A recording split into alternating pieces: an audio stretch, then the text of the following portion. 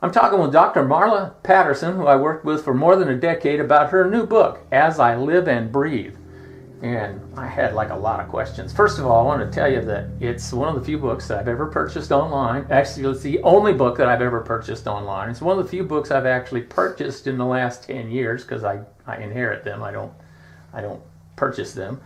And some parts of your books is shocking, and others are very entertaining. I really wish that the director of the Bureau of Prisons could read that book, because it's a no BS book. If any of you folks out there want to read a book like I would have written but didn't, this is the book to read. I agree with 99.9% of the stuff that she has in the book. Now, I have noticed people in prison or prison employees, even if we work in the same place at the same time, we sometimes get a slightly different view of what's really happening. And I've noticed some of that with your book. And at other prisons, I get a lot of people that say, oh, everything that guy says is crap. Well, the reason is because that doesn't work that way at their prison. It works that way at USP Marion. And then when Marion was a Supermax and when Marion was a sex offender unit, it was a total night and day difference as well. I had a bunch of questions for you. Why did you write this book? Well, just like what you said, I feel like there's a lot of information out there about prisons, but it's mostly presented from an inmate's point of view. It's either written by an inmate or a loved one of an inmate, or perhaps an investigative journal who's interviewed inmates, and there just doesn't seem to be a balance of information. I want people to understand what it's like to be a correctional worker and try to manage inmates that are very difficult to manage. To say the least, especially when they were the Supermax. I have some questions from, Vit D. Milk. A question to the prison psychologist. How do you view the prisoners at Marion, and how did they differ from the prisoners in other federal prisons? Well, I've worked at 4 prisons, and I've worked with every level, minimum, low, medium, high, and maximum. Marion is very, very different than Low's. Low facilities, when you work with inmates there, it's easy to believe that these are guys that just made a bad decision or got into drugs or were desperate. They did something they perhaps regret, and they're just easier to work with. As you get into higher security institutions, the inmates become much more challenging. You're dealing with a lot more extreme criminals, and for that reason, the whole institution just has a completely different feel. Okay, and let's see. Hypoxia state. I've always wondered. This reading on different criminals, I have come across the term sexual psychopath. This mental condition does not, to my knowledge, prevent regular punishment. How are this type of people treated in the prison system, and can they ever be cured? I've often wondered that. Can they be cured? I don't know what a sexual psychopath is. I mean, there's a lot of people out there who committed sexual offenses, and a lot of them in the federal system are housed in facilities that are called sex offender management programs. I think in other institutions, or in some institutions and in state facilities, perhaps those people who commit a sexual crime are preyed upon. There is a hierarchy. They're considered the lowest on the hierarchy of inmate values, and so a lot of times they can't walk the compound. But at sex offender management programs, of course, there's at least 45% of the inmates are sex offenders, and so they can walk the compound, they can participate in treatment programs. A sex offender is not a sex offender is not a sex offender. They're not all like one category. There's not one diagnosis for all of them. The motivation is different. Some of them are just relate better to children. They feel more comfortable with children. They know that it's wrong. Some of them really feel a lot of self-loathing. A lot of them are. Well, I've run into the guy that he blamed the victim. Oh yeah. It's all their fault. Yeah, there's those There is those guys too. There are those that hate themselves for what they do. It's like a compulsion. They're like alcoholics. There are those that blame the victim. There are those that feel like there's absolutely nothing wrong with it, and no matter what you do, you cannot convince them that it is wrong to have sex with a child. There are those that have sex with children not because they like children, but just because they wanted to have sex and a child happened to be sitting beside them. So there's all kinds of different sex offenders out there, and depending on what's going on with them, some are treatable. Obviously, those who feel like they're doing nothing wrong, it's very difficult to treat them because they're not motivated to change. But those that recognize that it is problematic, they are treatable. They are absolutely treatable in a good sex offender management program, a good sex offender treatment program. People who know what they're doing, they can definitely be treated. That brings up a point too. That you know what you're doing. You retired as the chief psychologist. Mm-hmm. You were the chief psychologist when I retired. Please explain that the Supermax inmates are the most manipulative people. Those folks were super manipulative. They were. I don't, and you perhaps explained this, but the people that were at the Supermax, very, very few of them were sentenced right out of court into the Supermax. Most of them were at other institutions. They misbehaved. They didn't respond to the normal sanctions that people respond to usually, and they worked their way up in the system to arrive at Marion. It wasn't, they didn't come there from the get-go. So it was a population that clearly does not respond to normal sanctions, and they do not respond to normal things that people respond to. They didn't care that they were going to be, that they were no longer going to be able to be near their loved ones. They didn't care that they were going to lose commissary or phone time or visitations. They didn't care about those things. So so they were just a more extreme criminal. They were absolutely more extreme. There were a lot of psychopaths there, which there are a lot of psychopaths at all high-level institutions, and at some mediums too. But at Marion, it was like almost all of them were.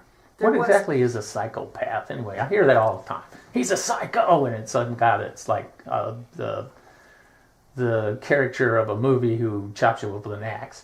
I mean, that's Hannibal a psychopath. Lecter, yeah. Hannibal Lecter. He's a psychopath. But psychopaths, there's a lot of different kinds of them, isn't there? Well, really, I probably shouldn't use the term. Psychopath is no longer a diagnosis. I don't know if it was ever a diagnosis.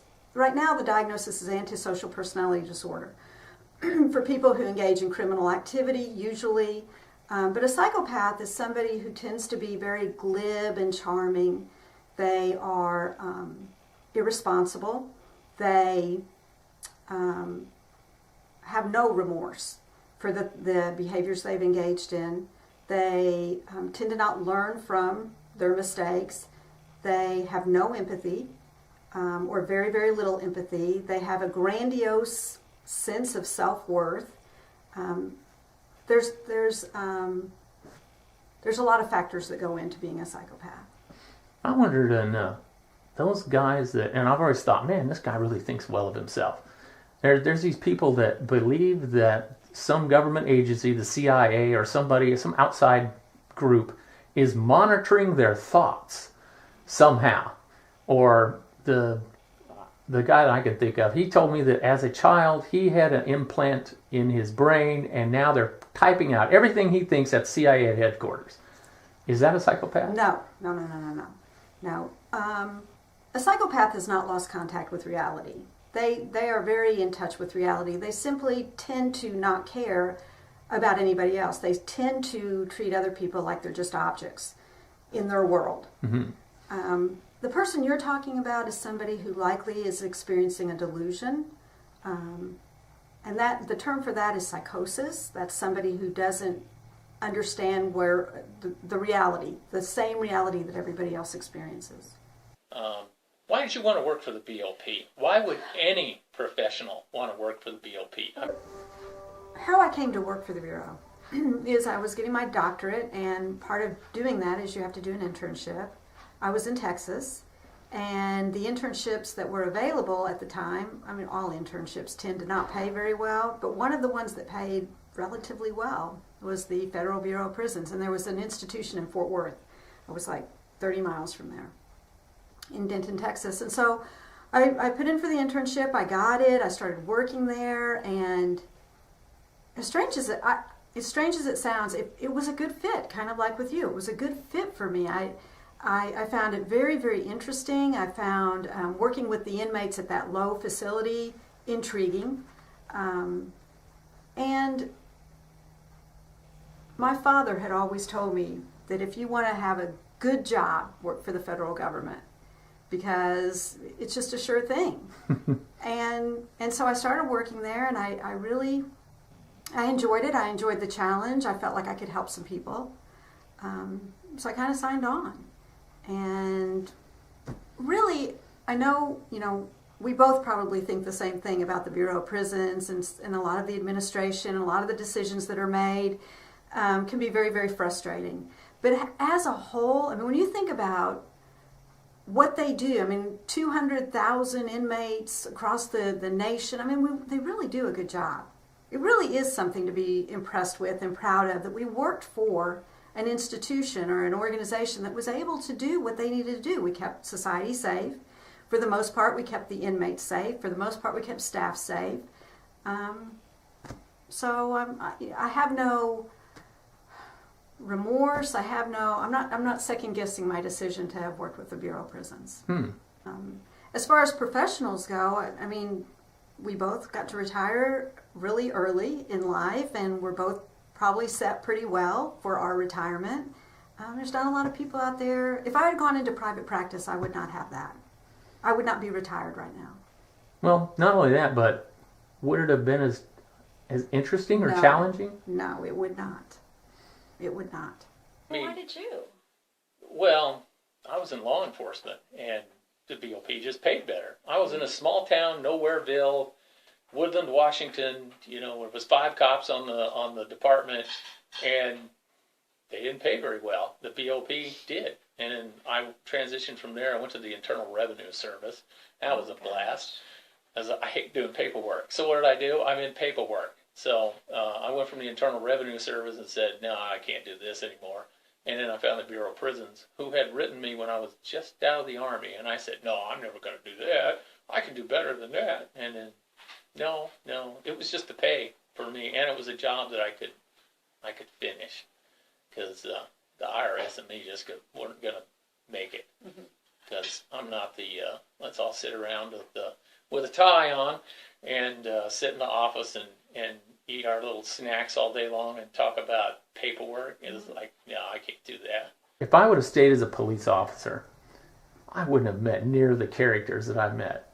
I wouldn't have had to interact with the people that I did. I mean, hell, I've met spies, mafia dons, people that killed everybody they could. I mean, psychos that were murdering people because they were interracial couples. Right. I mean, I remember that guy, and I'm part of an interracial couple, so I never bothered to, inform that guy, because I thought, man, that'd make me a big time target. But I actually spoke with him, and he told me that he didn't kill anybody, first of all, unless he talked to the FBI. Then he just spilled his guts to them people. And I was around for that interview, and what he was telling them was his motivation was to protect the white race. Oh, yeah. And so we all appreciate that. Yeah, he was doing good. That's what he was doing. He was protecting us. Yeah. And I'm like, oh man. So he killed me. He was killing me to protect me.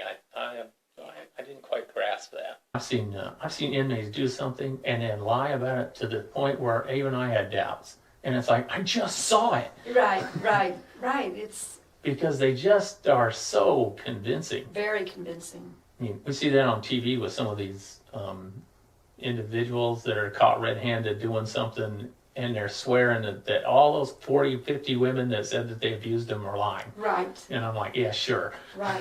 And what in your experience is the long-term effect of solitary confinement, and exactly why should we care? Inmates certainly didn't when they committed offenses that landed them there. So what is the I can tell you that what the old inmates that said long before you got there, they had a thing that they called Marion only psychosis. And they claimed that it was from long term of not being in contact, because in those days, they actually had no unfettered contact with another human. Like, they didn't get put in a rec cage 2 at a time. It was one guy in a rec cage, things like that. So I remember when we went to the point where we let them actually have contact with each other, and they would like walk up and like touch each other with a finger and like, I could touch you. And it was like really strange. So what was the long-term effects of this living in a room by yourself? Was there such a thing? I mean, did you witness that? Like some kind of psychosis because they were in solitary? I witnessed people that would just start acting nutty. Like, we had a guy that rode a motorcycle. It's on dog range of I unit. It's still there. And when I'm up there, I almost imagined that's where that motorbike is. It's right there. Because this guy would sit in his cell and he would do this. He'd have his feet on the pegs and he was going like this and he would be riding along. And one day I came by and there was chicken feathers all over the place because he tore his pillow up. And I said, what the hell happened here? And he says, here's a chicken house when I was making a corner. It was a weird thing to do, but it seemed to keep his sanity. Mm-hmm. And then he transferred out and he parked the bike on the range and left. I mean, he put down the kickstand, he leaned it over, it was a bike to him. He left it there on the range, and then he left. And then there were people that were just, they started separating from reality after a while. I mean, there was people in the vents talking to them, and they didn't seem to arrive that way, but they did really eventually start to do that. And the inmates started saying, well, it was it's Marion only psychosis, and that's what they called it. So I don't know. Yeah, my experience is, but I didn't work at Marion at that time. My experience when I transferred from Leavenworth, where their solitary confinement, I think, is being used synonymously with special housing units. Yes, and special housing units units are not solitary confinement. No. Most institutions, you're housed with at least one other inmate while you're in special housing, right? Yes. So it's not really solitary. But at Leavenworth, one of their shoes, the main shoe, you were behind a solid steel door. So if you didn't have somebody in your cell to talk to, you really didn't talk to anybody. You could feel very isolated. Our boxcars were like that in I unit. I mean, I left the your grill, and then I could close the door. And that prevented a lot of communication, and it prevented all that contraband going up and down the range. As far as solitary, as far as my experience with it, at Marion, as you know, they don't have the solid doors. So inmates are able to actually talk with one another on the ranges. So when I think of solitary, I think of somebody who is cut off completely from communicating with other people. That's what I think. And Marion didn't really have that. They didn't have that.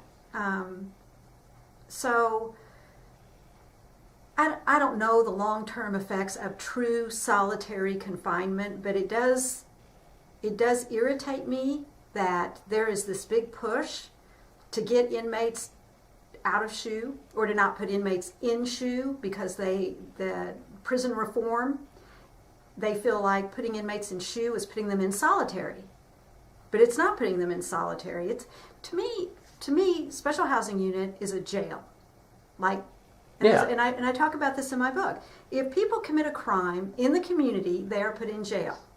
If you commit a crime in an institution, because criminals don't stop committing crime just because they're in an institution, they continue to commit crime. Special housing unit is just like a jail within the prison.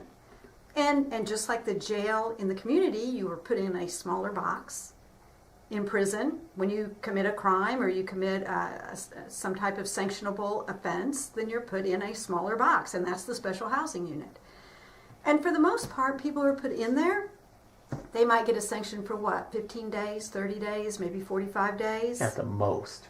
As long as they don't misbehave again. Mm-hmm. But just like if you're in jail in the community and you continue to misbehave, you will stack up more and more time to be in jail. It's the same thing. It's just on a smaller scale. odd. I used to tell them, the inmates, you're going to jail.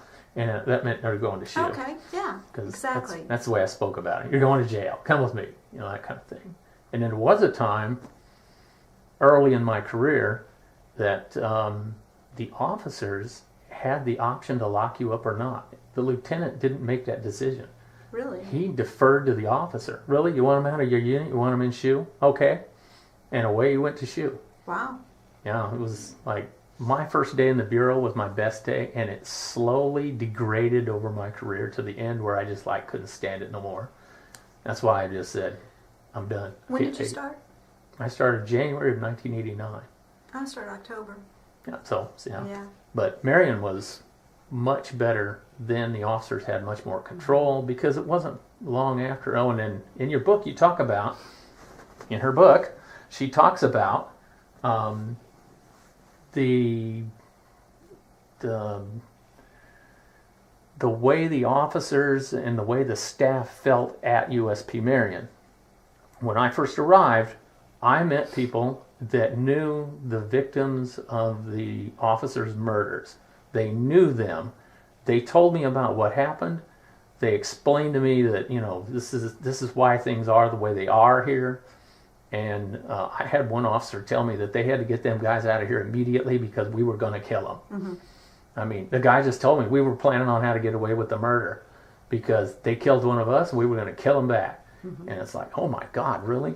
And it's what made Marion, the way that the staff reacted to other inmates and each other, it was all predicated on them two murders. Mm-hmm. And it was why we were locked down, why they talked about it. And all the staff, without exception, always told me that it was the warden's fault for the second murder. Mm-hmm. And them bastards don't give a damn about you, and only we are taking care of us. Mm-hmm. And it was why when the lieutenant showed up one day and said, all right, all the staff needs to start wearing ties. And it's like, yeah, that's not going to happen, buddy. And this guy couldn't understand about, well, what the hell's the matter with this staff? And we just told him, no, we're not going to do that. And he felt that that's the way it worked where he was from, and that was the way it was going to happen. That was a personal affront. And it never did happen because we just said no.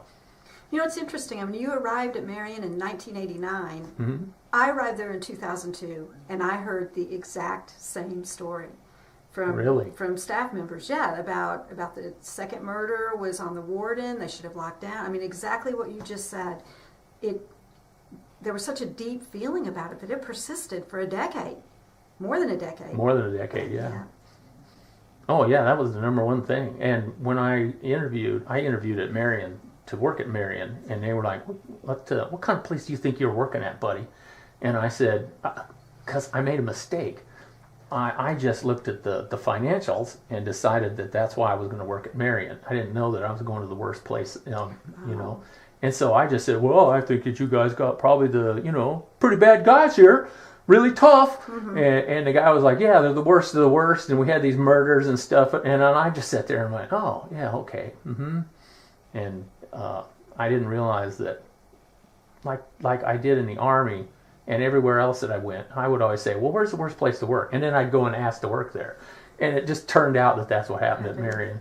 And so my parents said, oh, so you had to pick the Supermax, right? Mm-hmm. No, I didn't do it on purpose. It just turned out that way. But yeah, that was it was pervasive. It was within everything. I mean, when a mistake happened, you would be reminded people died for less than that. Right. And then I was taken down to it was the control unit at the time. And I was taken down there as a new guy and took to the back of B range and said, this is where he died. Remember this. Wow. I mean, so and the guy was telling me, I stood in this officer's blood right here. And the guy almost cried while he was talking about it. And so he said, don't let this happen to you. Keep your head about you. And then they went over all the safety procedures that we had and why we were never alone. They didn't allow females past 3 grill. Until, I think, 95. Yeah. And then when females first arrived, we didn't know what to do. You're talking about a bunch of that stuff where they really, man, I had no idea that sexual harassment was that bad. I mean, you described some stuff in there where I'm like grabbing my head going, oh Lord, I was like wanting to apologize to you. I'm sorry. Because like, Yeah, it was pretty rampant. I knew that the inmates did a lot of crap, but I mean, there was some stuff where I just went, oh man, gee whiz. I wouldn't even want to have been a witness to it, much less experienced it. Yeah. And anyway, when the females first arrived, we had problems with the inmates acting all stupid, and some of the staff was acting stupid. And when we first ran into we call them jackers, when we first ran into them, we didn't know what to do. I mean, I personally went, well, what are we supposed to do? Write them up? Is that a sexual act? I don't know what to do, because it never happened to us. Really? It didn't? It didn't. Because it did. It did later. Okay. I mean, it happened to males. It happened to males later. Oh, yes. Yes. And it got to be pretty pervasive there for a while. Right. I mean, yeah, when we got the sex offenders, it happened all the time. And just after the females arrived, it started happening to us. Okay. But they were like the match that got the fire going or something. It was just like, because when it first happened to me, I was like, what the hell? No, I know. What's the matter with you? I know. Do I look that hot to you, buddy? Because It didn't matter. Yeah, it didn't matter. You were breathing. Yes, that's exactly the way it worked. Let's do the other question. Let's see. Jay Markham asks, most inmate interviews give the impression of men with juvenile, immature minds. Yeah. Even the inmates that come off as intelligent seem to be childlike in how they think of the world and others. Is this what caused by being institutionalized, or is this what they were before they came in? So were they... That's a good question. I suspect, I don't know, I suspect they came in that way. And I don't think I would call it childlike. I think I would call it emotionally immature and unempathetic. Yeah, I wouldn't call them childlike. No. Children don't want to kill you. Yeah, they just really. I don't mention this in my book, but it's something that happened to me at Leavenworth that I thought was very eye-opening. Well, I was working with an inmate who had robbed a bank with a weapon, and we were talking, and he was talking about the witness statement when they were sentencing him, and there were several people who were victims of him putting his gun in their face to rob this bank, and he was amazed that they actually were scared, because he knew he wasn't going to shoot them. He knew that, and he felt like they embellished how frightened they were, as it was just a total inability to be in somebody else's shoes and to see it from their point of view, because he knew nothing was going to happen to them. It happens to everybody. The first time somebody pulled a weapon on me as a cop, I panicked. Of course. And I ran away. I ran back to the car and went and got the shotgun, because it didn't occur to me to pull a firearm out of my holster and shoot back. All I could think of was, get the biggest gun you could get. And I just thought, run back and get the shotgun. So looking back on it, it was like, man, that was like total panic. Mm-hmm. I think a lot of people, when it catches you off guard, you don't respond the way you would want to respond if you weren't caught off guard. Yes, well, yeah, that too. You mentioned some staff misconduct, and that things like the towers are unmanned now. And did you ever get any pushback from current or former staff? Is No. anybody angry at you? Well, perhaps, but they haven't voiced it. I see. But I you don't haven't know. heard it. I No. mean, nobody's ever said, you should go to jail for talking about that. No. Nobody, it may happen in the future, but so far nobody has said anything to me. The only feedback we'll see I've how this actually video gotten- turns out. The only reaction I've actually got is a lot of positive feedback from the book about people saying how accurate it is. It is accurate. I mean, I read it and I was like, oh my goodness. This is, you remembered some stuff that I'd forgotten all about. And of course your experiences are somewhat different than mine. Sure. And then I've learned that about corrections. You and I can be at the same place at the same time, and my perception is different than yours.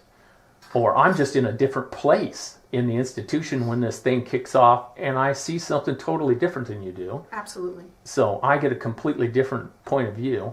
Or like what we run into with this channel, I have a lot of professional correctional people who work at totally different institutions, and they think that what I'm talking about is just total garbage. It's like, no, that would never happen. And then I just was talking to a friend of mine today about staff that he knows is retired from us and went to work at the state. And they're telling him, man, stuff like this would never occur at Marion that we do every day. So, I mean, there's a lot of differences in different institutions. Oh yeah, and I also mention in the book that this is I'm only speaking from my experiences. I mean, I've heard of a lot of horrendous stories that happened before I was there, but I can only give you my perception, my experience, which would be very different than anybody else's perception or experience. So that's all I'm trying to talk about is me. An inmate spit in my face. And I said, I've had this. I just blew up, and I was going to take out my 36-inch riot baton and break out his teeth right through the bars. So I went to go get it out, and I couldn't remove the stick, and I just couldn't understand why. It was stuck. I was pulling on. Well, I don't know it, but there's a guy standing behind me. He's holding it. And so I finally decided, to hell with that. I'm going to kick him. So I stepped back, and now this officer just picks me up and carries me off the range, me struggling and cussing, sets me down at the other end of the range, and he goes, "You stop it now." And it reminds me of there's a scene in the cartoon Mulan where the big guy picks up this little angry dude and kind of rocks him, and that's what this guy did to me. And told me, "No, you can't do that. We're on camera. You're going to get into trouble." And he was right, absolutely. I was choking an inmate to death one time because he had assaulted all kinds of people that tried to escape, and I had a good death grip on him, and I was strangling him to the point where I thought I was going to put him unconscious. The staff felt that I was killing him. Wow. So an officer, open-handed, just slapped the bejesus out of me, and I said, "I'm not stopping." And he said, "I'm going to do it again." And pulled his hand back, and I thought, he is going to do it again. I quit. So, yeah, I've had situations where things like that have just thank goodness that other staff said, we can't do this. It is good. And I think, I do credit Marion. Something very special about Marion is when it was locked down, there was no dirty staff that I'm aware of. There was none, no. And, there were no drugs in the institution, which is pretty remarkable. And staff, there were homesteaders. They really did look out for each other. They really did intervene to keep people from getting into trouble, like somebody holding on to your baton so you didn't pull it out. Because he knew you were going to get in trouble, and he would rather prevent it than try to cover for it after the fact. Yes, yeah, and yeah, he did prevent it, thank goodness. You use your real name and your photo on this book. Mm-hmm. Do you have any fear of retaliation from former inmates, their families, anybody? I don't. If somebody wants to find me, they can find me. They can probably find anybody if they really want to. Exactly. It's not that hard with the internet. So, if they've got a problem with me, they can try to step to me. Did you ever have anybody say, someday, somehow, somewhere, I'm going to hunt you down and kill you? I think there was one. Maybe two. Well, I've had a bunch. Have you? Yes, yeah. And a couple of them I think actually mean it, but I don't think they're going to get out. Well, that's good. I think, I got my husband. Mm-hmm. Yeah. And for those of you who don't know, her husband is like this gigantic guy. He's really a large guy. And I know how to handle a gun also. So they can try. Yeah, and most people don't know, but even the retirees get to have firearms. We can carry them anywhere in the United States and its territories. So there's a lot of controversy with that. With people who always tell me, well, correctional officers aren't policemen, so they can't carry guns. No, you're wrong. In the federal system, we're considered law enforcement because we do have the power of arrest, or did if you're retired. Have you ever met a former inmate on the outside? That's a good question. I think I've had brief run-ins, brief brushes at the grocery store or whatever, just kind of, hey, how you doing? But no, I've never seen anybody that I really worked with closely. But I've heard of people who have. I have. I've had them come to my business, and we've had half-an-hour conversations. And oddly enough, some of them will say, I remember you. Thank you. Oh. You woke me up. I was on the path to self-destruction, and I was going to die, and you people intervened with me. And I was like, really? And a couple are doing, own their own business, Really? and doing extremely That's great. well. That's great. I'm like, wow. It's kind of, I felt my whole career was a waste of humanity. It was just a waste of my time and theirs, and I always felt that time is the only really precious thing that we have, and I help people waste it by marking time. Well, at least in a few cases, it turned them around, and they're now successful, happy, well-adjusted people with a hell of a record.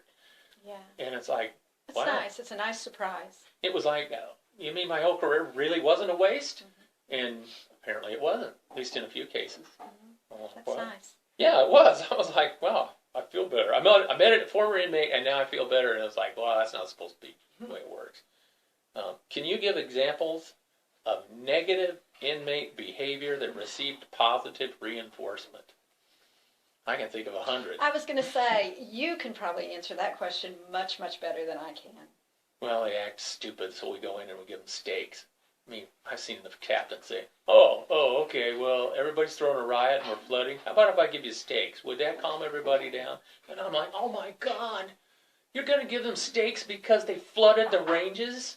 I was seeing I-unit with water running down the staircase like a little stream. We've even had the staff go over there and go, oh, isn't it kind of pretty? Look, there goes a turd. You know, and then for that they get a steak dinner out of it. That's the most egregious one. Or just give it to them.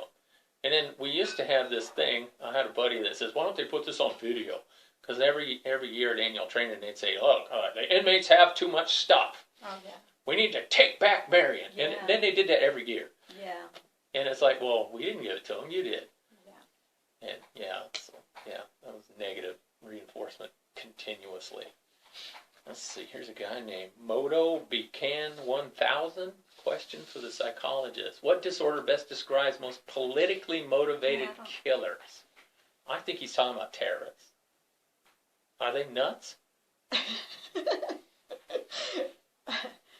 You know, the terrorists I met didn't seem nutty.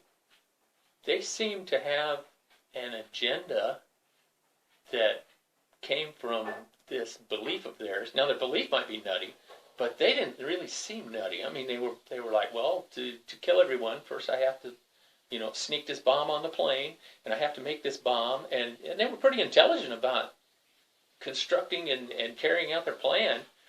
It's just the core belief of why they're doing it seemed nutty, but they didn't really seem all that nutty.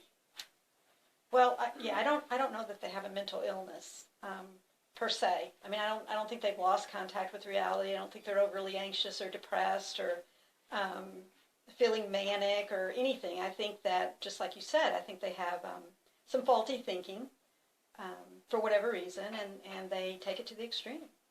It's like them, and they're pain in the butt. Them, what do they call them? The sovereign citizens.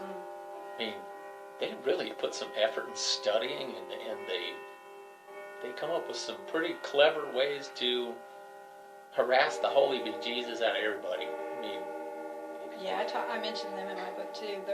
They're a breed of their own. They really are. Yeah, and I think of them even almost more dangerous than the people that will stab me, because they drive you crazy. You can't sell your house because somebody's filed a lien on it. Your bank accounts are getting seized for some damn paperwork that they've filed somewhere, and when you talk to them, they really make their craziness sound nice, fun. I mean, guy told me, hey man, did you know that the government owes you all this money? And I'm like, no, I don't know that.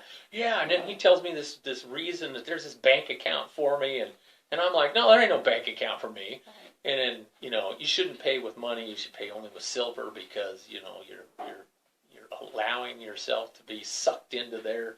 And then he makes it sound like they're crazy. Mm-hmm. I know. I mean, you can listen to them go on and on and on, and they all sound very, very bright. So, I mean, it's easy to understand how they recruit people, how they get people, in the community to buy into this type of thinking. But, I think initially the psychologists really did look at those that have sovereign citizen beliefs. And Go ahead. I think they considered that they might be delusional because their thinking was so skewed with the straw man and all this stuff that they would think. And so they no longer are looking at them as having a mental illness. What's the differences between the other prisons in Marion? Well, I started at FCI Fort Worth. That was a low. And then I worked at FCI Seagoville, which is south of Dallas, and I worked there for 7 years. Lows are very different. And every institution is different. I mean, they kind of take on a character of their own. Then I transferred to Leavenworth, and that's when I probably got my most culture shock, was going from a low to a high facility, high security facility. And quite honestly, I think Leavenworth was much scarier than Marion. Even though Marion theoretically housed the more dangerous inmates, the way it was structured, they were locked down. You never had any real contact with an inmate without them being restrained. And it was just small. It was when I got to Marion, there's 400 inmates. There were 400 inmates just in the SHU in Leavenworth. It was just an enormous institution. People everywhere. And we had like 350 correctional officers at that time. Exactly. Exactly. It was just completely different. What was the question? Differences in different prisons. Definitely there is a difference. Leavenworth was much more dangerous than Marion. I guess that's just about it. I'm not kidding you. I did not get paid for any of this. I actually paid to get the book. It was that good. If you read only one book about USP Marion or this year, this is the book to buy. I'm telling you that's the truth because I purchased it myself. If I were to write a book, this is the book that I should have wrote. So if all you people that are always telling me, man, you ought to rewrite a book, here it is. Buy this one. And I'm sure you will not be disappointed. She talks about all the stuff that I've talked about, but she puts it in such a way that it's easier to understand and it's more accurate. My vocabulary just isn't up to the PhD level. Sorry, guys. So this is the book that you want to get.